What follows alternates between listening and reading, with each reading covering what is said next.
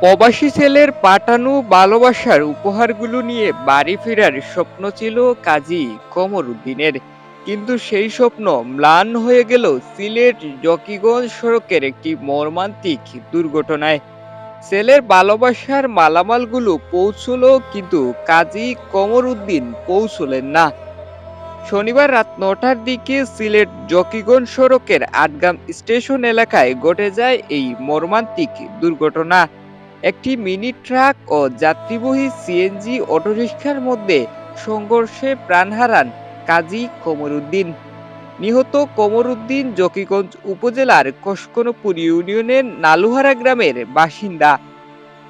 জানা যায় কমরুদ্দিন প্রবাসী ছেলের পাঠানো মালামাল আনতে সিলেট গিয়েছিলেন। মালামালগুলো ঠিকই বাড়ি ফিরেছে, কিন্তু তিনি ফিরলেন না।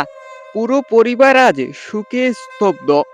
খুবই মর্মান্তিক, দুঃখজনক আজকের এই ঘটনা। বিশেষ করে আজকের এই যে আমাদের কালীগঞ্জ বাজারে বিশিষ্ট ব্যবসায়ী মনির চৌধুরী দুলাভাই, উনি সিলেট থেকে আসতেছেন, ওনার ছেলে বিদেশ থেকে কিছু মাল পাঠিয়েছিল। আমরা শুনে এখানে এসেছি এবং আমরা আপনারা দেখতে পাচ্ছেন এই যে ট্রাকটা এখানে নষ্ট হয়ে গেছে, অবৈধভাবে পার্কিং করে সমস্ত রাস্তা জুড়ে রেখেছে। আমাদের যতটুকু জানতে পেরেছি এই ট্রাকের এই অবৈধ পার্কিংয়ের কারণে আজকের এই মর্মান্তিক দুঃখজনক ঘটনাটা ঘটেছে। এই যে একজন লোক মারা গেলেন। আপনারা জানেন আমাদের জকিগঞ্জে এই যে মানে যে কোনো জায়গায় গাড়ি রাখে, রাস্তায় বালু রাখে, নানান ধরনের প্রতিবন্ধকতা সৃষ্টি করে। আপনারা জানেন কয়েকদিন আগে এই যে গণিপুর একটা বাচ্চা মারা গেছে, একটা স্কুলের এই নবম শ্রেণীর স্টুডেন্ট মারা গেছে। আমরা এর প্রতিকার চাই, বিশেষ করে জকিগঞ্জের